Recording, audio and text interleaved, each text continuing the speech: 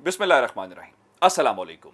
लाखों करोड़ों दुरूदो सलाम मोहम्मद मुस्तफ़ा सल्लल्लाहु अलैहि वसल्लम और आले मोहम्मद पर। मैं हूँ उमर दराज गोंदल और आप मेरा फेसबुक और यूट्यूब चैनल देख रहे हैं। मसला इस पूरे निज़ाम का क्या है? मसला है इमरान खान। और इमरान खान का उनकी आसानी ये है कि जब भी वो मुश्किल में होते हैं तो मुखालिफ फरीक एक ऐसी हैपनिंग करता है, एक जल्दबाजी में या किसी और चक्कर में कोई और चीज़ करता है जो इमरान खान के हक में पलट जाती है। और ऐसा ही कुछ हुआ है और इमरान खान का काम थोड़ा सा आसान हो गया है।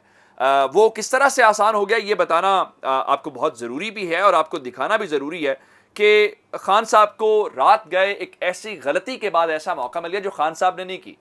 वो एक गलती उनके मुखालिफिन ने की है जो खान साहब के हक में आ गई है और खान साहब को खुली छूट मिलने वाली बात है। कहा जाता है जी इमरान खान जो है वो अपनी ज़बान के ऊपर कंट्रोल नहीं रखते, खान साहब को ये भी पता नहीं है कि ख़वातीन के बारे में कैसे बात करनी है, अपने मुखालिफिन के बारे में क्या बात करनी है। कहा जाता है गालम गलोच का कल्चर इमरान खान ने मुतारिफ करवाया है। लेकिन आज मैं आपको कुछ ऐसी चीज़ें सुनाने वाला हूँ, कुछ ऐसी चीज़ें दिखाने वाला हूँ कि ये इमरान खान ने नहीं की, लेकिन ये इमरान खान के हक में की गई हैं। लेकिन अगर यही इमरान खान करता तो अभी इन्होंने आसमान को सर पे उठाया होता। रात गए एक जलसा हुआ, मरियम बीबी ने वहां पे कुछ दो तीन बड़ी इंपॉर्टेंट बातें की हैं। एक तो आर्मी चीफ की अपॉइंटमेंट से मुतालिक बात है, वो बाद में सुनाऊंगा। लेकिन मरियम नवाज ने इमरान खान के बारे में कुछ इस किस्म के अखलाक से गिरे हुए अल्फाज इस्तेमाल किए। मैं अखलाक से गिरे हुए अल्फाज इसलिए इस्तेमाल कर रहा हूं, मैंने आज ट्विटर के ऊपर भी लिखा था कि बाबूजी ने जितना ध्यान अपने कारोबार के ऊपर दिया है उससे आधा ध्यान भी बच्चों की तरबियत के ऊपर दिया होता तो नतीजा थोड़ा सा मुख्तलिफ होता। लेकिन मसला यह है कि उस वक्त नवाज शरीफ साहब जो है मुबैना तौर पर जहाँ पे बेनज़ीर भुट्टो साहिबा की एक तस्वीर हेलीकॉप्टर से यहाँ पे फेंकवाने लाहौर के अंदर और जगहों के ऊपर मसरूफ़ थे, तो वो बच्चों की तरबियत के ऊपर कुछ ज़्यादा ध्यान दे नहीं पाए। मैं ज़रा पहले आपको मरियम का सुना देता हूँ और उसके बाद फिर मैं एक बेनज़ीर साहिबा का भी आपको सुनाऊंगा और फिर आर्मी चीफ के वाले से मरियम साहिबा ने क्या बात की है उसका जवाब भी देंगे। ज़रा ये मरियम की तरबियत देखिएगा और सियासी तौर पर वो क्या कर रही हैं।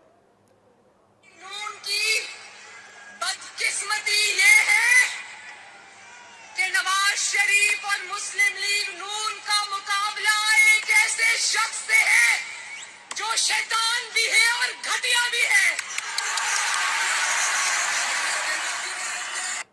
नून लीग का मुकाबला एक ऐसे शख्स से है, मैं आपको दोबारा सुनाना चाहता हूं कि जो शैतान भी है, जो घटिया भी है।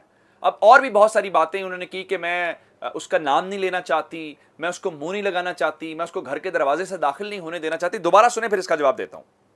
नून की बदकिस्मती ये है कि नवाज शरीफ और मुस्लिम लीग नून का मुकाबला एक ऐसे शख्स से है जो शैतान भी है और घटिया भी है। मरियम साहिबा ने रात को ये अल्फाज इस्तेमाल किए हैं, जो जाहिर बात है हर इंसान की अपनी अपनी तरबियत होती है। ये अल्फाज इस्तेमाल करने के बाद अगर यही अल्फाज मरियम बीबी के बारे में इमरान खान ने एक मर्द होने के नाते इस्तेमाल किए होते तो अब ये दानिश्वर, ये सहाफ़ी क्या कर रहे होते? औरत कार्ड खेला जाता, अखलाक से गिरी हुई बातें। इमरान खान तो सदके और हाय अल्लाह कहते हैं तो उसके ऊपर भी इतनी तकलीफ होती है। ज़रा आर्मी चीफ के हवाले से भी मरियम बीबी ने गुफ्तगू की, ज़रा वो देखिएगा, फिर बाकी बातें जो है वो मैं आपको बाद में सुनाता हूँ। आर्मी चीफ के तकर्रुर की बड़ी तकलीफ है इसको। कहता है आर्मी चीफ का तकर्रुर मेरिट पे होना चाहिए। भाई बंदा इससे पूछे तुम्हारा तकर्रुर मेरिट पे हुआ था जो तुम मेरिट की बात करते हो? तुम्हारा तकर्रुर करने के लिए आरटीएस बंद करना पड़ा था। तुम्हारा तकर्रुर करने के लिए नवाज शरीफ को इकामा में सजा देकर उसकी बेटी के साथ जेल के सलाखों के पीछे।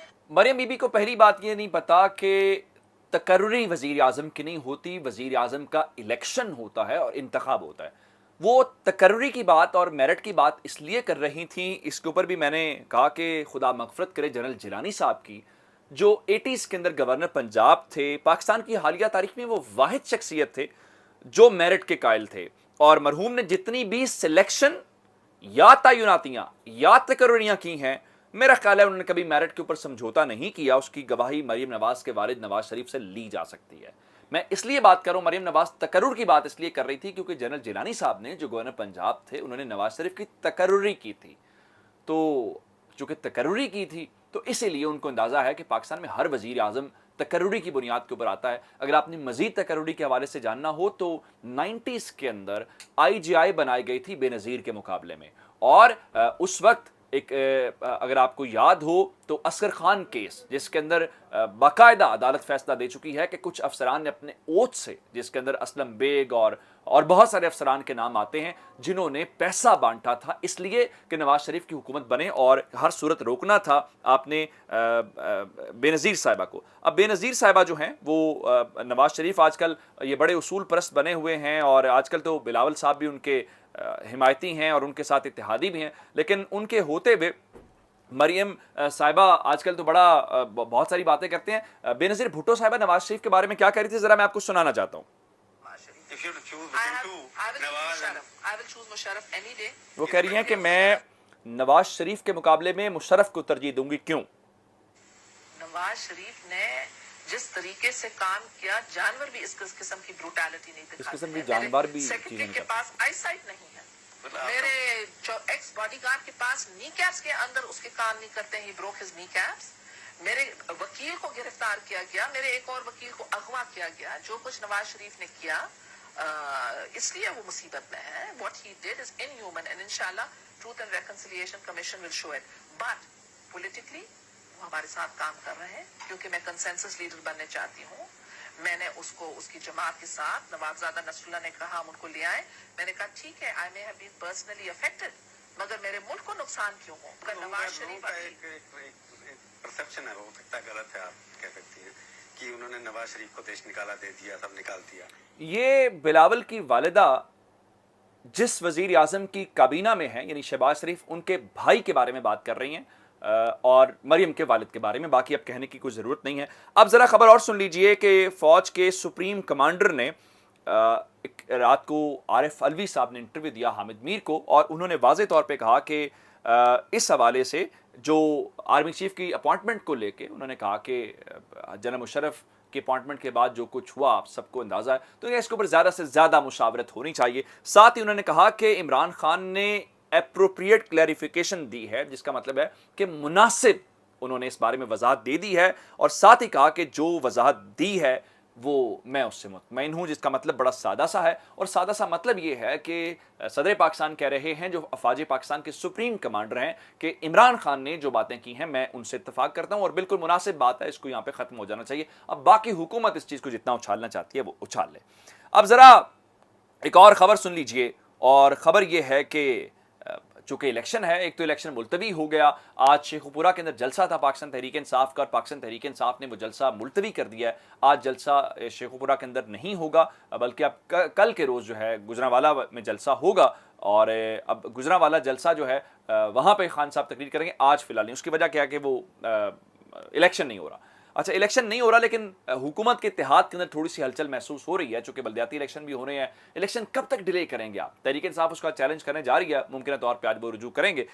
اب خالد مقبول صدیقی نے پریس کانفرنس کی, اور گزشتہ روز ہونے والی پریس کانفرنس کے اندر کہا کہ سڑکوں پہ آ کر آواز بلند کرنے کے علاوہ کوئی راستہ نہیں ہے, اہلیان کراچی اپنی حفاظت کا انتظام کریں. اب صورتحال اس وقت یہ ہے کہ آپ حکومت کے اندر بھی ہیں اور آپ اپوزیشن کے اندر بھی ہیں, اسی وجہ سے عوام آپ کے اوپر اعتماد کرنے کو تیار نہیں ہے. اب رات کو برطانیہ کے اندر ملکہ الزبتھ کوئین کا ملکہ برطانیہ الزبتھ کا انتقال ہو گیا ہے. کوئین الزبتھ جو تھیں, اور وہ 96 سال کی عمر میں بالمور کے اندر ان کا انتقال ہوا, جس کے بعد برطانوی میڈیا نے اس بات کی تصدیق کی, اور رائل فیملی کی جانب سے باقاعدہ ایک پیغام جاری کر کے اس بات کی تصدیق کی گئی, جس کے بعد اب برطانیہ میں کمان کی تبدیلی ہو گئی ہے, اور جو ان کے بڑے بیٹے ہیں شہزادہ چارلز وہ اب برطانیہ کے نئے بادشاہ بن گئے ہیں، اور اس کے علاوہ آپ جانتے ہیں کہ وہاں پہ جو مختلف شخصیات تھی، پرنس ہیری کے تعلقات ٹھیک نہیں تھے شاہی خاندان کے ساتھ، وہ بھی بالمور پہنچ گئے ہیں اور وہ آخری رسومات کے اندر شرکت کریں گے۔ برطانیہ میں 10 روز کا جو سوگ ہے اس کا اعلان کیا گیا ہے، اور برطانیہ بھر میں اس وقت تمام چیزیں، حتیٰ کہ ان کا جنوبی افریقہ اور انگلینڈ کے درمیان ٹیسٹ میچ کا دوسرا دن تھا، اس کو بھی فی الحال منسوخ کر دیا گیا ہے۔ تو فی الحال تمام تر جو نظریں ہیں وہ اس معاملے کے اوپر ہیں، اور برطانیہ ظاہری بات ہے اس کو، ان کی وہ ہیڈ تھیں اور 96 سال اور 70 سال انہوں نے برطانیہ کی سربراہی کی ہے، جو خود ایک ریکارڈ ہے۔ تو اس بارے میں آپ کو مزید اپڈیٹس دیتے رہیں گے۔ اپنا بہت سارا خیال رکھیے گا۔ خدا حافظ۔